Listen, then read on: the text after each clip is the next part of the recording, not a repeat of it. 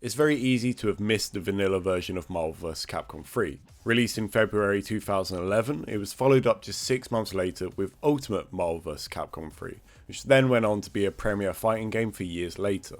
There are lots of reasons that made this update entirely essential. Balancing alone really would have been enough.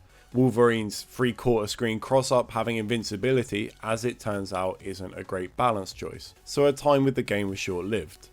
A couple of things defined vanilla. Phoenix, invincible assists, Anchor Wesker, just about everything Dante did, but the biggest thing was the DHC glitch.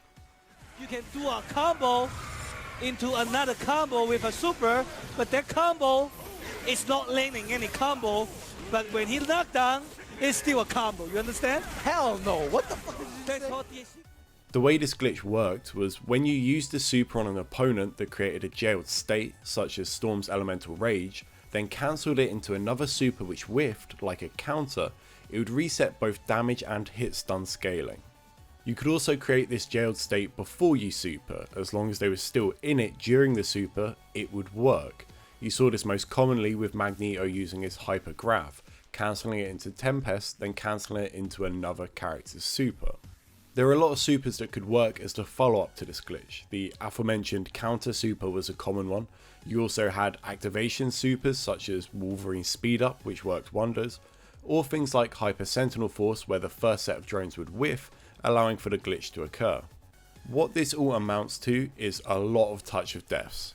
Do your B&B, DHC glitch, do another B&B, and they're probably dead. Now obviously this got removed from Ultimate for very clear reasons, but is Ultimate better off without it? Well yeah, probably kinda.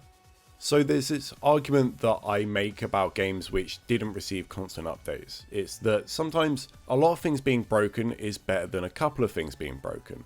I bring it up in just about every video at this point, but in X-Men vs Street Fighter, everyone had infinites, and by definition it's more balanced than if only a few characters had an infinite.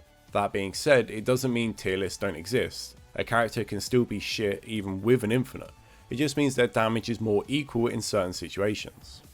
Touch of Deaths existed in UMVC 3 even after the removal of the DHC glitch. You had TAC infinites for one, which although you could obviously guess right on the TAC itself and break it, still killed a character. Then you had certain team comps like Nova, Doctor Strange, or just about anyone with Virgil, which still gave your team the ability to touch of death. This undeniably made team composition more important, and although it kinda sucks you're more limited to the team you can pick, finding creative solutions to getting the necessary damage to kill a character is really interesting. On top of this, it raised the bar for execution. Don't get me wrong, I understand that execution can serve as a gatekeeper for new players, but there's a reason why it's hype in grand finals, and it's due to the potential of dropping.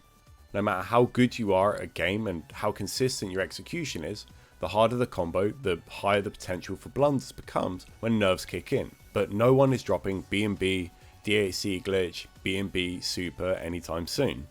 It also gave prominence to optimal conversions. Trying to squeeze out that extra damage off a weird hit became substantially harder because you couldn't just rely upon OTG into the glitch. We got to see players like Ray Ray define themselves through this skill, which ultimately created the potential for more player expression.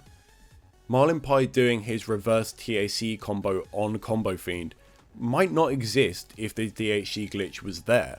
A lot of things get found out of necessity or ingenuity or just wanting to be hype. If he could have Touch of Death regardless, why would he even explore this mechanic? So yes, potentially UMVC 3 could have been more balanced with the presence of the DHC glitch, and it could have made more characters viable as a consequence to that. But in my opinion, what we would have missed out on is just far more important.